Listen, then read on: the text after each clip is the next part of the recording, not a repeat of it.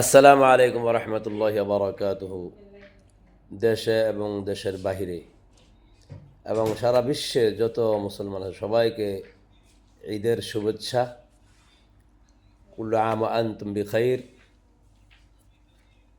তাকাব্বালাল্লাহু মিন্না ওয়া মিনকুম সালিহাল আ'মাল। কিছু বিষয়ে আলোচনা করব, আর সেই বিষয়গুলো হলো, আমরা সব সময় অন্যের দোষ তালাশ করি।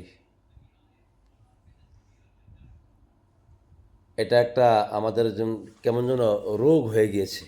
নিজের পা থেকে নিয়ে মাথা পর্যন্ত কত অপরাধ, কত গুনাহ, কত অন্যায় আমাদের খবর নাই।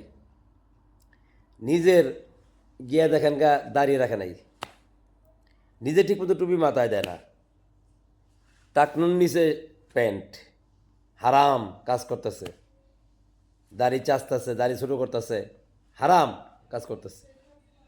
কিন্তু কিন্তু নিজের যে অপরাধ, এগুলোর দিকে না তাকিয়া অন্যের অপরাধ খালি খুঁজে বেড়ায়।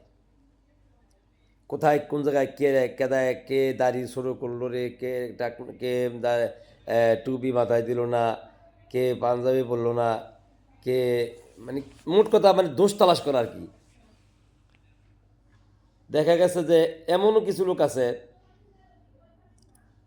যার দোষ ধরতেছে তার শরীরের পশমের সমতুল্য তার যোগ্যতা নেই।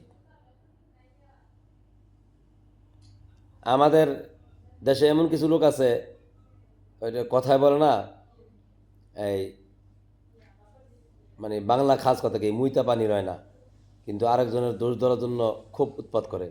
প্রস্রাব করে নিজে পানি লয় কিনা সন্দেহ আছে, কাপড় চাপড় পাক আছে কিনা এটাও সন্দেহ আছে। কিন্তু বড় বড় হক্কানি ওলামায়ে কেরামদের ভুল ধরার জন্য মনে হয় তারে কেউ বেতন দেয়। আমাদের জাতীয় মসজিদের বর্তমান যে ইমাম আল্লামা শাইখুল হাদিস আব্দুল মালিক সাহেব, মুফতি আব্দুল মালিক সাহেব হাফিজাহুল্লাহ, আল্লাহ পাক ওনার হায়াতের মধ্যে বরকত দান করুক। ওনার মতো একজন ব্যক্তিকে শুধুমাত্র দল করে নাই বিদায়, তার দলের পক্ষে বলে নাই বিদায়, মানে আমার দলের পক্ষে বললো না কেন, এই জন্য উনি এখন চাটুকার হয়ে গেছে, উনি এখন দালাল হয়ে গেছে।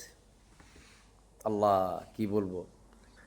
অথচ যারা এগুলি বলতেছে ফেসবুকে, এগুলি ঠিকমতো নামাজে পড়ে কিনা সন্দেহ আছে, ঠিকমতো ভালো করে কোরআন তেলাওয়াত পড়তে পারে কিনা তাও সন্দেহ আছে, নামাজ কালামের রুকুন হুকুম আহকামগুলি শরীফ পারে কিনা তাও সন্দেহ আছে। ফুল প্যান্ট পরে, শার্ট পরে, নামাজের দাঁড়ে না, কত দাড়ি কাটে, দাড়ি চাষে, ইসলামের কত হুকুম লঙ্ঘন করতেছে।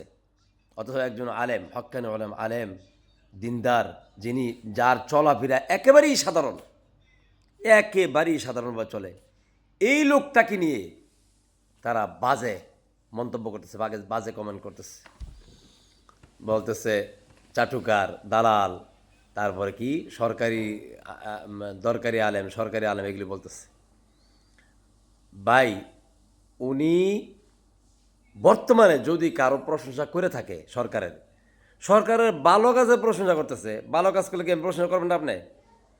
তারেক রহমান প্রেসিডেন্ট হয়েছে, উনি প্রেসিডেন্ট হওয়ার পর কি ভালো ভালো কাজ করতেছে না?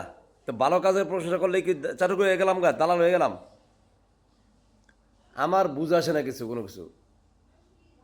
আল্লাহ পাক সবাইকে হেদায়েত দান করুক। ভাই, নিজে ঠিক হয়ে আগে, আমি নিজেরে কইতেছি, আমি নিজেরে বলতেছি, নিজে আগে ঠিক হই, নিজের আমল ঠিক করি, নিজে আগে ঠিক হই। আমি ঠিক হয়েছি কিনা, আমার গুণামুক্ত হয়েছি কিনা, আমি আমি কি জবাব দেবো মরে যাওয়ার পরে?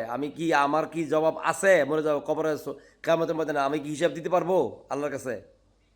এই চিন্তা নাই, এই খবর নাই। খালি বড় বড় হক্কানি ওলামায়ে কেরাম আলেমদের পিছনে লাইগা খোঁচাখুচি করো। হ্যাঁ, তুমি মনে করছো তুমি একটা ইসলামিক দল করবি দেয় তুমি জান্নাতি হয়ে গেছো? এত সস্তা? আহারে হা, ইসলামিক দল করাটা কি কোনো হাদিস কোরআন আছে নাকি ইসলামিক দল করতে হবে? হ্যাঁ, ইসলামের জন্য আমাদের সবসময় চাইতে হবে ইসলাম কায়েম হোক, ইসলাম কায়েম হোক, ইসলামের কাজ হোক, এই ইসলামের কাজ যার দ্বারাই হোক, সমস্যা কি? এখন জনাব তারেক রহমান উনি যদি এই যে কত সুন্দর চমৎকার কাজ করছে, পিছনে ফটো ছিল সরাই দিয়ে এখন কালিমা লা ইলাহা ইল্লাল্লাহু মুহাম্মাদুর রাসূলুল্লাহ সাল্লাল্লাহু মুহাম্মাদুর রাসূলুল্লাহ সাল্লাল্লাহু আলাইহি ওয়াসাল্লাম লাগিয়ে দিয়েছেন, সুন্দর কাজ করছে। তো ওনার দ্বারা কি ইসলামের কাজ? এটা তো একটা ইসলামের কাজ করছে উনি, ইসলামের প্রশংসনীয় কাজ, এটার প্রশংসা করতে রাজি না। ওই কোন জায়গায় খালি মানে একটু দোষ পাইব ওইটা নিয়ে একেবারে ফেসবুকে তুলভাল করে দেবো, উদ্দেশ্য হলেও আমরা ক্ষমাতে যেতে পারলাম নাকি, এটি আর কিছু না। এখন আমারও আবার গালাগালি করবো, আমি জানি কারো গালাগালি অসুবিধা নেই, কিয়ামতের ময়দানে ইনশাল্লাহ আমি ইসলাহের জন্য আমাদের নসিহাত নিজের ইসলাহের জন্য বলছি। এরপর যদি কেউ গালাগালি করে করুক, সমস্যা নেই, আল্লাহর কাছে ইনশাল্লাহ এগুলি সব হিসাব থাকবে, মরার পরে হিসাব দিতেই হবে ইনশাল্লাহ। গালাগালি যতবার করো, আল্লাহ আমাদেরকে সঠিক বুঝ দান করুক, হেদায়েত দান করুক। আমি সবাইকে বলি, সবাই নিজের চিন্তা করুন, নিজের গুনাহের চিন্তা করুন, অন্যের ব্যাপারে গবেষণা না করে। আল্লাহ পাক সবাইকে হেদায়েত দান করুক। ওয়া জাযাকুমুল্লাহু খাইরান। আসসালামু আলাইকুম ওয়া রাহমাতুল্লাহি ওয়া বারাকাতুহু।